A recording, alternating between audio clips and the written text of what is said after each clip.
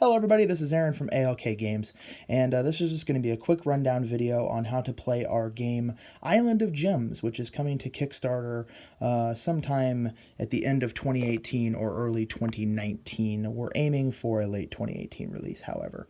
In Island of Gems, you're inhabitants of Gem Island, and the whole purpose of your mission is to decorate the beaches around Gem Island with colorful gems to try to entice tourists. And the way that you do this is by placing a gem every turn. And that sounds extremely simple, and that's because it is. In Island of Gems, you're basically vying for control of certain sections for specific objectives, and you're also trying to get these point bonuses listed on the left side of the board.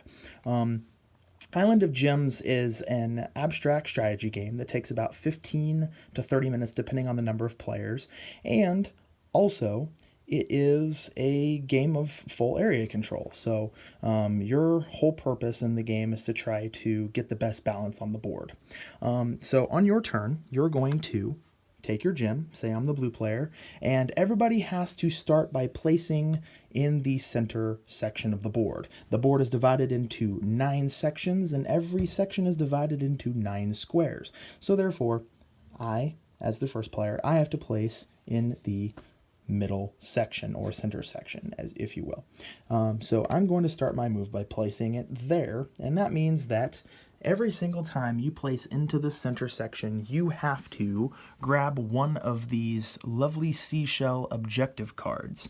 And if you grab it and you take a look at it, you'll notice that there is a number on the bottom middle, and there is a section listed on the card. And the section listed on the card basically just tells you which section at the end of the game you get the point bonus for. This is an end of game scoring card, so this is just a way to gather some extra points at the end of the game. At the end of the game, if the board just ended this way, which it wouldn't, but if the board ended that way, then I would get 2 points because I have a gem in the center. And it's just your gems, not anyone else's. So you're trying to get to these sections to get some extra points. Now, if I were to grab this card instead, it is a scuba diver. And a scuba diver, it tells you on the board here, if I can move over, there we go. You can either move one of your gems. So in this case, the only one I have on the board is this one. I can go up, down, left, or right 1 space, or I can go over here to the score track and move myself up 3 points. And in that case, that is an immediate effect, and if you draw a scuba diver, you must play it. You cannot hold on to it for later. Everything else pretty much just flows the same. The next player will go and they'll place their gem in the center wherever they want, and they'll grab a card for themselves as well. So say I grab this card, that just means this top middle section here, as the pink player, for every gem that I have in my color, I get an extra point at the end of the game. After you draw each card, you're going to replenish the cards in the section and or in the draw area here, and you're always going to have 3 options in front of you.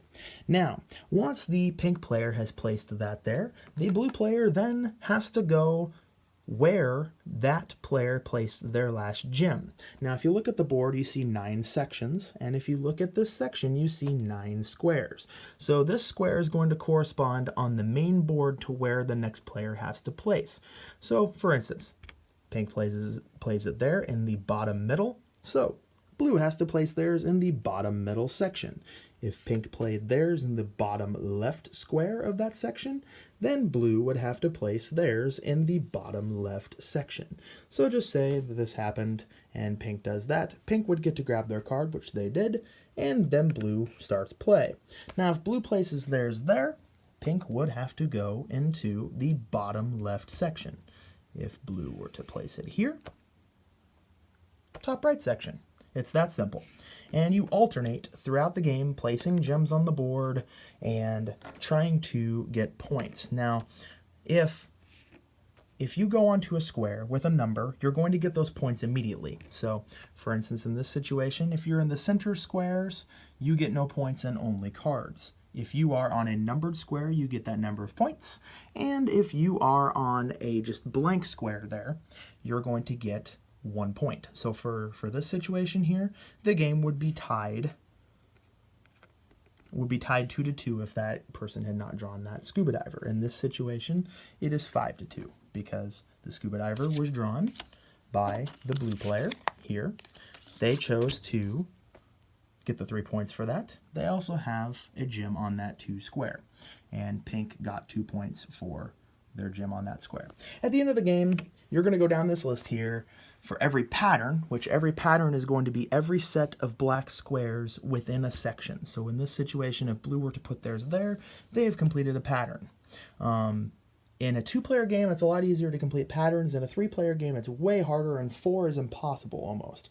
So it's a situation of trying to vie for the best area and get the best results you can.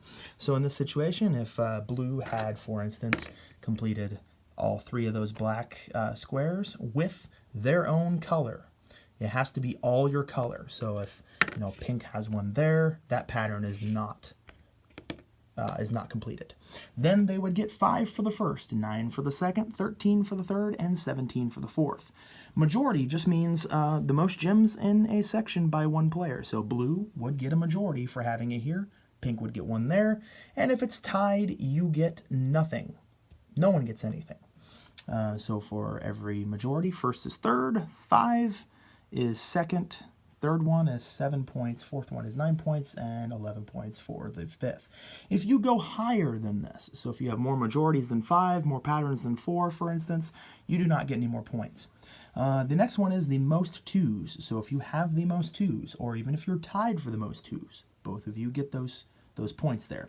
First for most 2s would get you 4 points. Second most would get you 2. And same with most 3s, except getting the most 3s only gets you 1 point. Getting the second most 3s gets you 3. And then finally, you count at the end of the game the points on your cards. So you would go through in this situation, if this was the final board, I get nothing because I did not put any gems up in this top middle section. So it's kind of hit or miss. The other thing is, you can add a couple different options to the game. You may add these wonderfully pretty diamonds to the board, and that just means that you can fill up some extra area and get some extra points at the end of the game. If you keep these diamonds in front of you, you get 2 points for each one. And you also get points for having them on sections where you have a majority. So that is Island of Gems in a nutshell, a very quick nutshell, if you will.